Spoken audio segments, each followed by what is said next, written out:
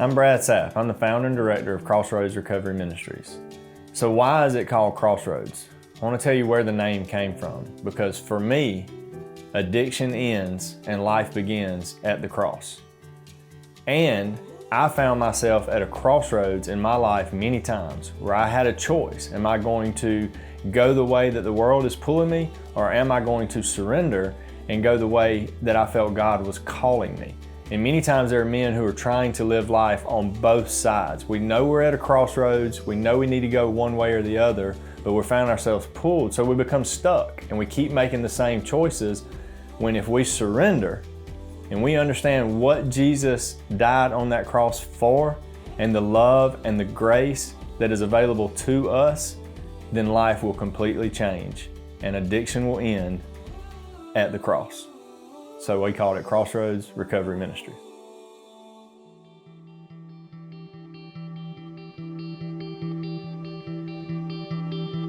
So what does a typical day look like for a guy in Crossroads Recovery Ministries? First of all, is feet on the floor at 6 o'clock. That doesn't mean they wake up at 6 o'clock, they get to roll out whenever they want to. Feet on the floor at 6 o'clock. Teaching them structure to get up, to go about our day, whether we feel like doing it or not. You commit to getting up at 6 o'clock. So a guy gets out of the bed at 6, he can watch TV, he can watch the news in the morning time, or he can drink a cup of coffee. Then we journal. From 6:30 to 6:45, he's journaling daily through topics that he's learned through his class during the week. At 6:45, he comes over here to the second phase house, where then we have a devotion. So I'm here by that time to get things started, and from 6:45 until around 7:30, we do a devotion each morning, looking at some scripture from the Bible and then reading the Psalms and a just for the day reading and a Proverbs, seeing what speaks out to us and asking questions and how we can apply the Bible to our daily life. That helps start the day with routine, with maintenance of how are we doing, where are we at, where are we going for today. Then each man goes to work. We wrap up the devotion around 7:30 and guys typically go to work. If they don't have a job yet, then they're here actively seeking employment. They're online looking for jobs, they're sending in applications, they're working on resumes, or they're working around here. They're either working out or cleaning or doing something to stay busy during the day, so that they're not just here sitting down watching TV and hanging out. They're seeking employment or they're staying busy. After that, they come in each evening, usually between 5 and 6, and then we have a house cleanup on Monday with scheduled meetings every night of the week. We either have in-house meetings of classes based on the phase that the men are in, or we go to local meetings when they're available.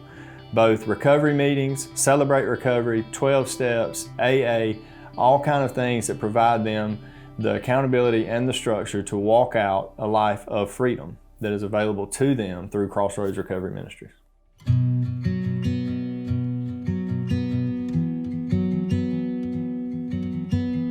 So Crossroads is broken up into 3 phases. We have the first phase, which is 0 through 3 months, where a guy comes in and he's in an orientation/recognition type of phase where he's starting to look at his past and how he can deal with it.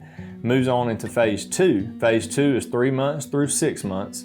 That's where he has recognized his past and how he's dealing with it, and he's actually starting to put some of those things into practice and process it. A guy can graduate in 6 months. 0 through 6 months is coming in through phase 1 and phase 2. He can successfully complete it and graduate if we feel like he has a good aftercare program and plan lined up to go to. We also offer a third phase, which is 6 more months of continued care here under the covering of Crossroads Recovery Ministries. We offer that so that when a guy finishes his first 6 months, the first 2 phases, we don't want him to go backwards. We want him to continue to move forward. So if he has to go back to his parents' house or back to an area that may not be what's best for him, or somewhere where he would be more likely to isolate and lose the community of recovery, then we offer the phase 3, which is 6 months of staying connected, because we believe that the opposite of addiction and isolation is connection and community. And through that, a guy has a better opportunity to walk out a life of freedom, to never go back to the choices that he was making before. So as we started to think about how can we grow and evolve this program and to better serve guys to help them find lasting freedom, that's where we came up with 3 phases. The number 3 was significant to me in my own life for several different reasons. The Trinity, God the Father, the Son, the Holy Spirit, and a 3-legged stool, which is something that we apply, and the 3-legged stool being God, self, and others. Those 3 things have to remain in balance in my own life or things get out of whack. If I put too much focus on myself and not on others or on God, then things become uneven and unbalanced. And in my life, when it's unbalanced, I'm more likely to make a poor choice, which is what we're teaching these guys, is to keep that balanced. How do they balance work? How do they balance devotion time? How do they balance themselves and taking time for themselves so that way all 3 things can remain relatively equal and balanced? Obviously keeping God number 1 in their life, but balancing things out when it comes to daily life. So that's where we came up with the 3 phases, phase 1, phase 2, and phase 3, also relating to the Trinity and the 3-legged stool. So what purpose does Crossroads serve? The purpose that we serve is helping a man find hope.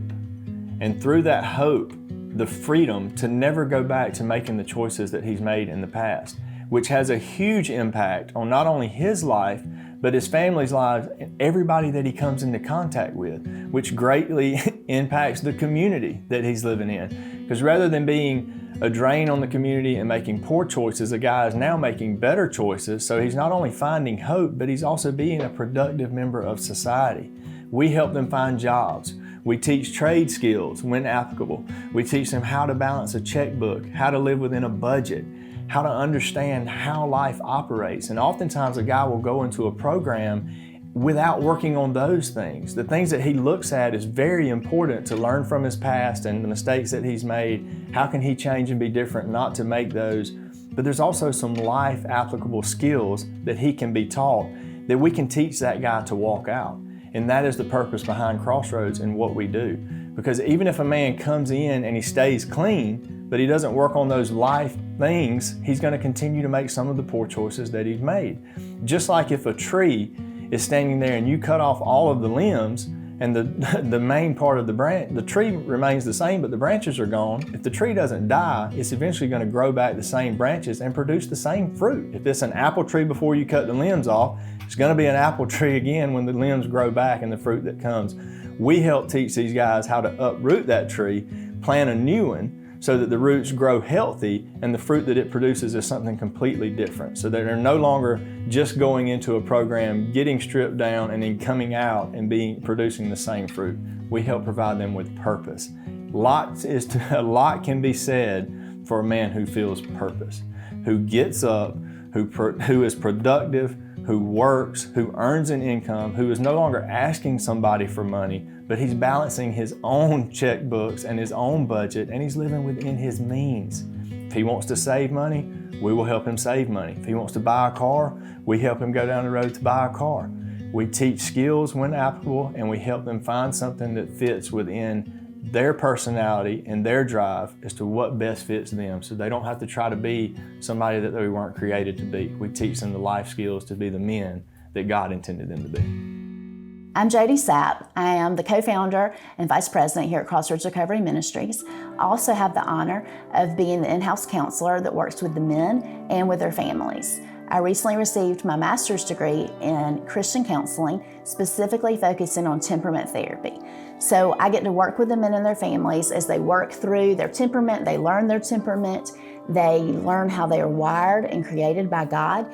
And through that, we begin to work on past issues, hurts, mistakes, any baggage that they could be carrying with them. And it is truly an honor to get to do this sacred work with them each and every day. Let me tell you a story about a man named Haywood. Haywood came to us basically from the streets. Haywood's story is he was traveling from Florida to Charlotte. He made some poor choices and ended up getting a DUI in Macon, where he was locked up. Car was impounded. He got out of jail. The car being impounded had everything in it that was his. He didn't have the money to get it out. A guy who knew us contacted Haywood downtown, Sean King, with Train Trestle Ministries, was downtown, saw Haywood, asked him, do you want to change your life? You want a different way? Haywood said, yeah, I sure do. So he got in the truck with Sean, he goes to Sean, Sean calls me, says, hey man, I got somebody I want you to come talk to interview. I'm thinking, whole story, man, I'm not sure. God just put on my heart, go talk to him, Brad, go see him. So I did. In that, we brought Haywood into the program because God would not let me let him go. He just said, help him. So we did, we brought him in. Haywood ended up getting his car back, getting his driver's license back, getting off probation, paying off the DUI fine, working the entire time that he was here for over a year. He started a bank account, he lived within means and had money saved up so that when he graduated a year later, Haywood continued his road to Charlotte, North Carolina to see his sister. It was like a speed bump here that looked terrible when he was on the streets and homeless and had nobody to call, nowhere else to go, because his family was done. He had made some poor choices in the past and nobody was going to help him. But through Crossroads, we were able to help him. The support that God has provided for us and the donations that we have and the resources that are available, we were able to help someone else who went from being locked up and homeless to having hope and a vehicle and money and a bank account and continuing on the road that he originally started. And what Satan intended for harm, God used for good. My name is Andrew Mercer. I'm 31 years old, currently unemployed. I'm a painter by trade, but no general construction.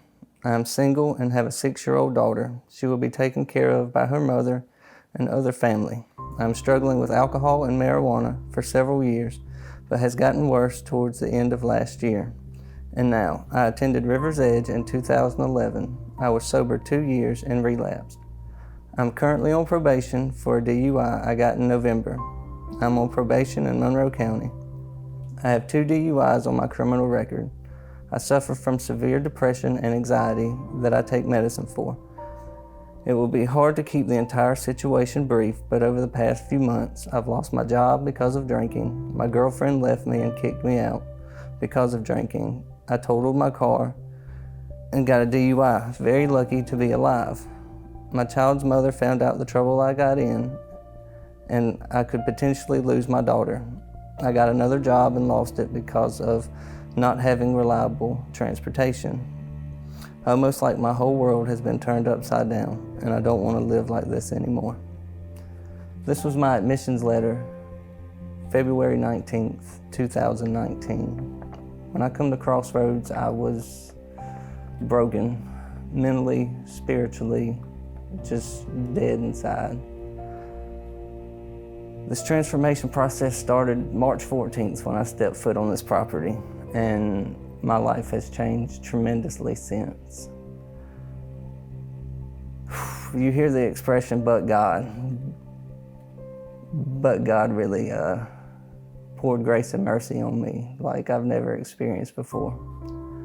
I grew up having my idea of church. I believed in God, but never really knew what I was getting myself into until I come to Crossroads, and it is amazing feeling how my life has changed over the last 18 months I've been with Crossroads.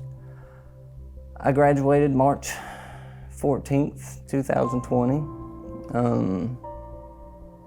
And the freedom I've gained from this program has been remarkable. I'm confident. I have restored all relationships with my family. I'm involved in my daughter's life. I see her regularly now. I've held a job for over a year now. I have my license back. I recently purchased a brand new vehicle on my own. No co-signer, did it completely 100% by myself. It's amazing the work that God has done with this program through my life. Around month 8, I made a joke towards Brad saying, I'm not leaving, you might as well just hire me. And when I graduated, he did. I've been an intern here at Crossroads for almost 6 months now, getting to share my freedom and experience with other guys, and it is amazing feeling to see other guys walk it out. So one thing with Crossroads, there's an entry fee, and At the time, I did not have any money whatsoever, and someone sponsored me to allow me to be here.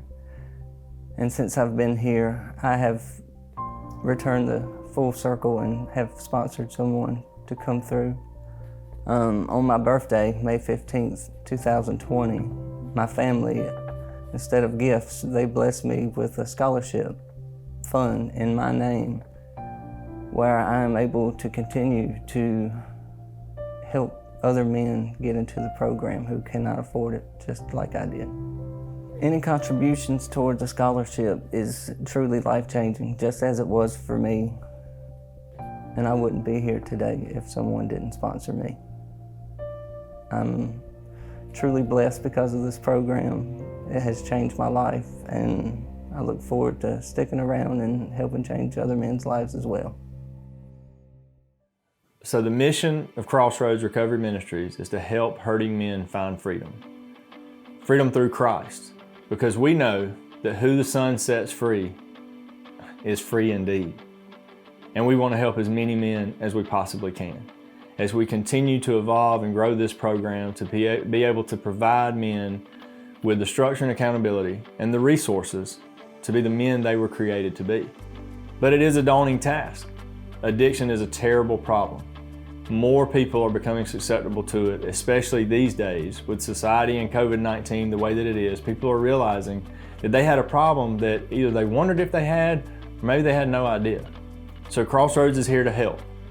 We still have dreams and aspirations to own land one day that will allow us to help a guy in all aspects and phases of his life. Coming in from the bottom without having to go somewhere before coming to us, and then us keeping him continuing on through the transition phase so that we can help him learn the skills and stuff that he needs to be able to live a life of freedom. We want to help as many men as we possibly can, and we have dreams and aspirations of more land and more houses to allow us to do that. In order for that to happen, to have the land and the houses, we need your continued support to be able to help men in all areas of their life. What that looks like now may be in the form of monthly donations, to continue to give monthly and to pledge so that we can then start to grow and continue to help men the way that we are. Maybe that looks like an entry fee. In order for a guy to come into our program, he has to come up with or have a $750 entry fee. We have sponsorships available so that a guy like Haywood, who was sponsored to come into this program, may not have that $750 because sometimes $750 may as well be $7,500 or even more. So we have sponsorships and scholarships available for guys that are at our discretion that we can bring in who don't have that. Maybe it looks like you giving a sponsorship. We also need a passenger van, somewhere where all of our guys can load up in and go to church on Sunday. They can go to meetings without having to drive several different vehicles that we have and we provide. They can all load up and go together so that they continue to walk outside of here what they're learning inside, which is a brotherhood, a community. And a lot's to be said when they all get in the vehicle together, ride there together, and get out. So for that reason, the passenger van is at the top of our list. So we need monthly donations, sponsorships for men coming into the program, and a passenger van will be our three biggest asks at this moment. We are so thankful for you. Thank you for watching this video, and we hope that you will prayerfully consider about how you can give to the ministry during this time. Because of your gift here, the men's lives are impacted, the lives of their children, and then eventually their children's lives are impacted because we're breaking down generational curses. And so we're so thankful for your involvement in this process. So thank you. Thank you for your support. We appreciate each and every one of you. You may not be here every day, but you are a part of what we do every day. And you're a vital part of what we do every day. We could not help men continue to get their lives back together and find lasting freedom if it weren't for you. Thank you for your prayers. Thank you for your donations and your support through food, through anything that you do. We greatly appreciate you. God bless.